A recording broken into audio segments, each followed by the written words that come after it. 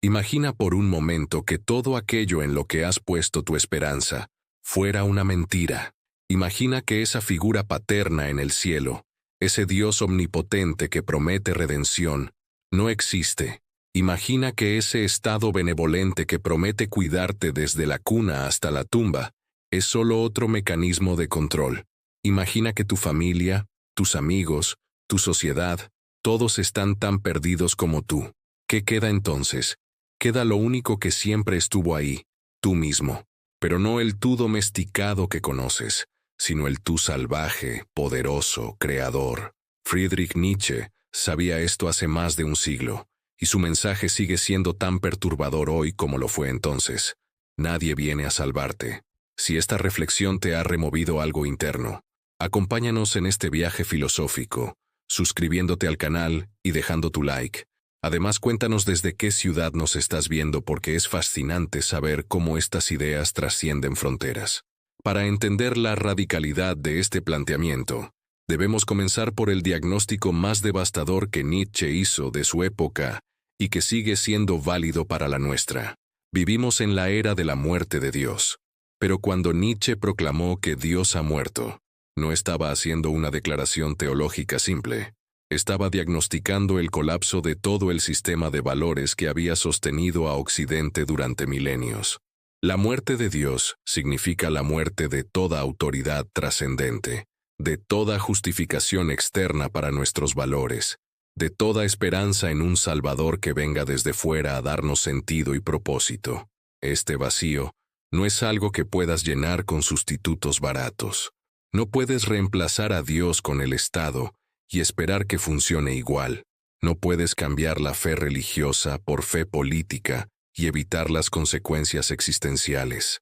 El Estado moderno, con todas sus promesas de bienestar, seguridad y justicia social, no es más que otro ídolo, otra ilusión de salvación externa. Te promete que si pagas tus impuestos, obedeces sus leyes y sigues sus reglas, Él cuidará de ti. Te promete que hay un sistema, una red de seguridad, una institución que se hará cargo de tu bienestar. Pero esto es una mentira reconfortante que te mantiene en la infancia espiritual. El problema no es solo que estas promesas sean falsas en la práctica, aunque a menudo lo sean. El problema más profundo es que, incluso si fueran ciertas, te mantendrían en un estado de dependencia que niega tu potencial más fundamental, tu capacidad de crear valor, de forjar tu propio destino, de convertirte en quien realmente puedes ser. Nietzsche llamó a esta dependencia moral del rebaño, y la vio como la enfermedad espiritual más peligrosa de su tiempo.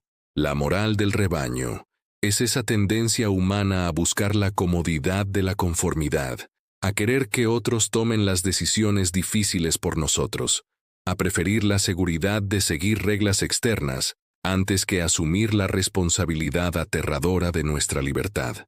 Es esa voz interior que dice: solo dime qué hacer y lo haré. Solo dame reglas claras y las seguiré. Solo prométeme que todo saldrá bien si obedezco. Esta moral no surge de la malicia, sino de algo mucho más insidioso. Surge del miedo a la libertad, del miedo a la responsabilidad total, del miedo a admitir que estamos solos en un universo que no nos debe nada. Pero Nietzsche no se quedó en el diagnóstico. Su genio radicó en mostrar que este aparente vacío, esta aparente pérdida, es en realidad la oportunidad más extraordinaria que la humanidad ha tenido jamás. Si no hay Dios que nos salve, si no hay Estado que nos cuide como niños eternos, si no hay autoridad externa que justifique nuestros valores, entonces somos libres, completamente, radicalmente, terriblemente libres, y en esa libertad terrible se encuentra la semilla de nuestra grandeza. Esta libertad no es la libertad democrática de elegir entre opciones preestablecidas. No es la libertad del consumidor de elegir entre marcas de cereales. Es la libertad más fundamental, la libertad de crear valores donde no los había, la libertad de forjar un sentido donde reinaba el sinsentido, la libertad de convertirse en un creador de mundos, en lugar de un mero consumidor de significados prefabricados. Nietzsche llamó a esto la voluntad de poder. Pero esta expresión ha sido malinterpretada sistemáticamente. La voluntad de poder no es la voluntad de dominar a otros, aunque pueda incluir eso.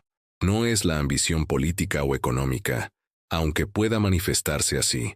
La voluntad de poder es algo mucho más profundo y creativo. Es la fuerza vital que impulsa a todo ser vivo a expandirse, a crecer, a superar sus límites actuales, a convertirse en más de lo que es. En los humanos, esta fuerza se manifiesta como el impulso creativo fundamental, como la necesidad de dar forma al mundo según nuestra visión, como la urgencia de imponer nuestro estilo, nuestros valores, nuestra interpretación de la realidad. Cuando vives desde tu voluntad de poder, dejas de ser un espectador pasivo de tu vida y te conviertes en su autor activo. Dejas de esperar que otros te den permiso para ser quien eres y simplemente lo eres. Dejas de buscar justificaciones externas para tus decisiones y asumes la responsabilidad total de sus consecuencias. Esto es aterrador, porque significa que no tienes excusas. Si tu vida es un fracaso, es tu fracaso. Si tu vida es mediocre, es tu mediocridad. Pero también significa que si tu vida es extraordinaria, es tu extraordinariedad. Esta transición de la dependencia a la autodeterminación no es automática ni fácil. Requiere lo que Nietzsche llamó transvaloración de todos los valores. Esto significa examinar cada uno de los valores que has heredado de tu familia, tu sociedad, tu religión, tu cultura, y preguntarte, ¿estos valores me fortalecen o me debilitan? ¿Me hacen más creativo o más conformista? ¿Me impulsan hacia la grandeza o me mantienen en la mediocridad cómoda? Muchos de los valores que hemos heredado fueron diseñados precisamente para mantenernos dependientes. El valor de la humildad, llevado al extremo, nos enseña a no confiar en nuestra propia grandeza. El valor de la obediencia nos enseña a priorizar la conformidad sobre la autenticidad. El valor de la igualdad, mal interpretado, nos enseña a rebajar nuestras aspiraciones al nivel más bajo común. El valor de la seguridad nos enseña a evitar los riesgos necesarios para cualquier crecimiento real. Esto no significa que debamos rechazar automáticamente todos los valores tradicionales. Significa que debemos someterlos al criterio fundamental. ¿Este valor sirve a la vida o sirve a la muerte? ¿Promueve la expansión vital o la contracción defensiva?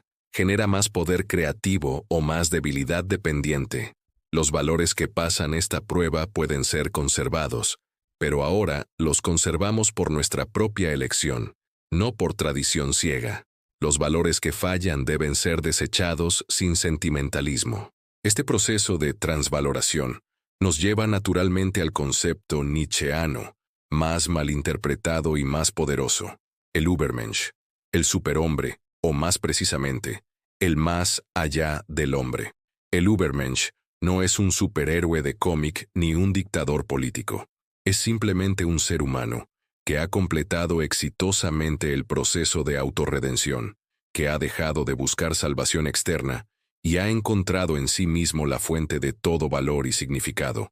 El Übermensch es aquel que ha mirado al abismo del nihilismo, ha visto que no hay significado inherente en el universo, y en lugar de desesperarse, ha dicho, perfecto, ahora puedo crear mi propio significado. Es aquel que ha perdido todos los dioses y ha descubierto que puede ser su propio Dios. Es aquel que ha abandonado todas las muletas externas y ha aprendido a caminar por su propia fuerza. Pero cuidado, este proceso no es para débiles de corazón. Nietzsche sabía que la mayoría de las personas preferiría la comodidad de la dependencia a la responsabilidad de la libertad radical. Sabía que la mayoría elegiría la seguridad del rebaño sobre la soledad creativa del individuo excepcional, y estaba bien con eso. Su filosofía no era para las masas, era para aquellos pocos que ya sentían en sus huesos que estaban destinados a algo más grande que la vida ordinaria. Si has llegado hasta aquí en esta reflexión, si algo en tu interior resuena con estas ideas, entonces quizás eres uno de esos pocos. Quizás ya has empezado a sospechar que todas las promesas de salvación externa son ilusiones consoladoras. Quizás ya has empezado a sentir la llamada de tu propia grandeza potencial.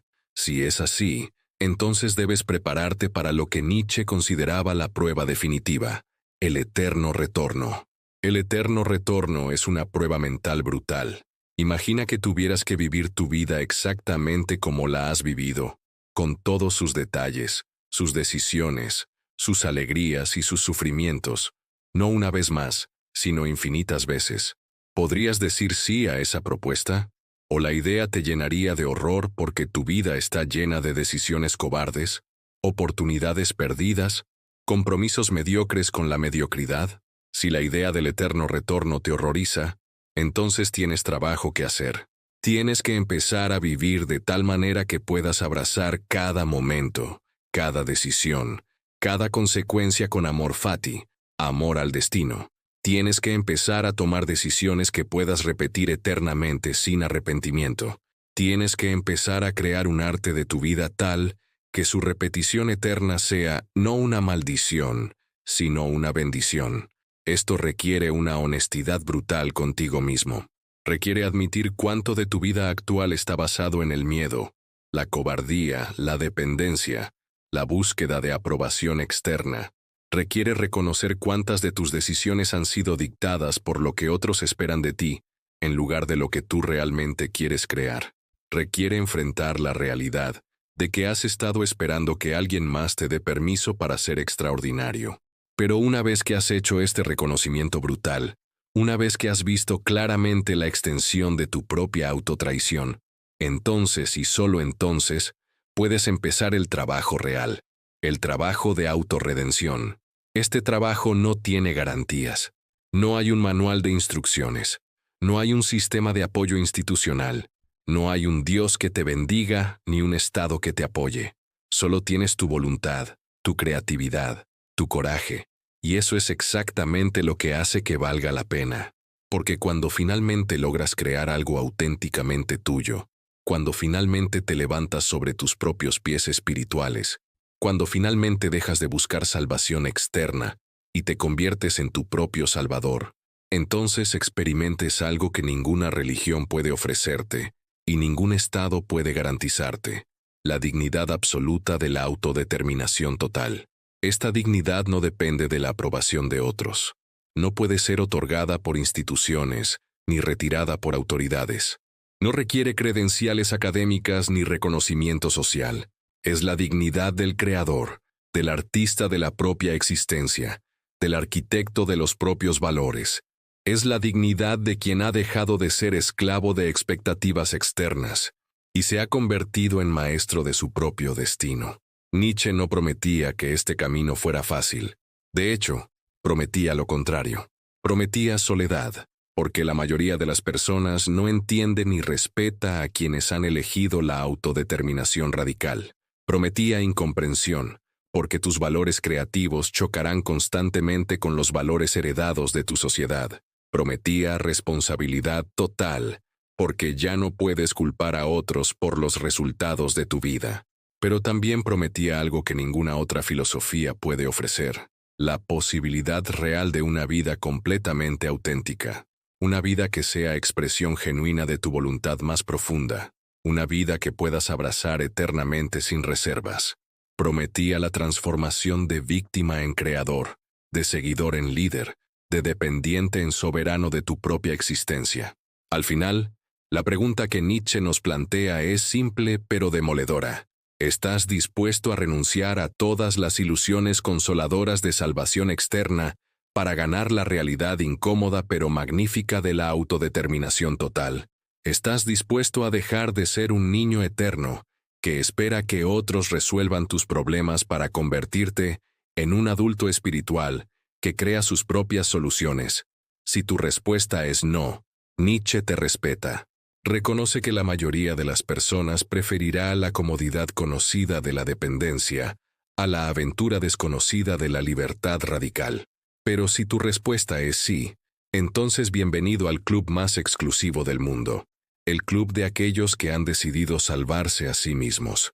En este camino no hay destino final, no hay punto en el que puedas decir, ya terminé de crearme. La autorrealización es un proceso continuo, una obra de arte que nunca se completa, un experimento existencial que dura toda la vida. Cada día debes elegir nuevamente. ¿Seré hoy un creador o un consumidor? ¿Impondré mi voluntad sobre las circunstancias o permitiré que las circunstancias me impongan su voluntad? ¿Viviré desde mi poder creativo o desde mi miedo defensivo? La respuesta a estas preguntas determina no solo quién eres, sino quién puedes llegar a ser. Y esa elección, esa responsabilidad terrible y magnífica, es completamente tuya. Nadie puede hacerla por ti. Ni Dios, ni el Estado, ni tu familia, ni tus amigos. Solo tú. Y esa es precisamente la fuente de tu poder más grande y tu libertad más completa.